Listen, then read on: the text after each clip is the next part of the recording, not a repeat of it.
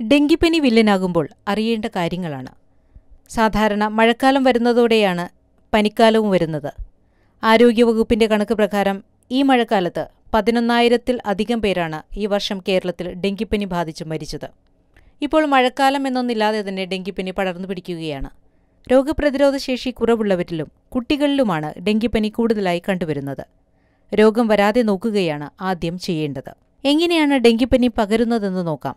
Aedes വിഭാഗം കൊതുകുകൾ പരത്തുന്ന വൈറസ് രോഗമാണ് ഡെങ്കിപ്പനി. ഫ്ലേവി വൈറസുകളാണ് ഡെങ്കിപ്പനിക്ക് കാരണം. രോഗമുള്ള ഒരാളെ കടിക്കുമ്പോൾ വൈറസുകൾ കൊതുകിന്റെ ഉമിനീർ ഗ്രന്ഥിയിലെത്തുകയും പിന്നീട് ആരോഗ്യമുള്ള മറ്റൊരാളെ കടിക്കുമ്പോൾ ഉമിനീർ വഴി രക്തത്തിൽ കലർന്ന് രോഗമുണ്ടാക്കുകയും ചെയ്യുന്നു.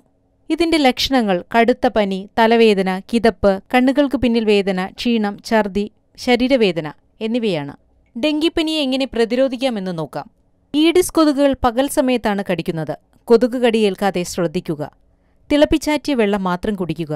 തുറന്നുവെച്ച ഭക്ഷണം കഴിക്കരുത്.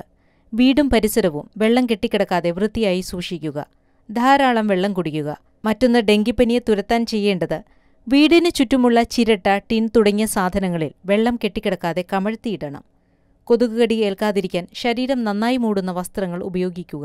വീടിനുള്ളിലും പരിസരത്തും വെള്ളം കെട്ടിനിൽക്കുന്നില്ലെന്ന് ഉറപ്പാക്കിയാൽ പനി പടർത്തുന്ന കൊതുകുകളെ നശിപ്പിക്കാം. ഉറങ്ങുമ്പോൾ കൊതുകുവല ഉപയോഗിക്കുക.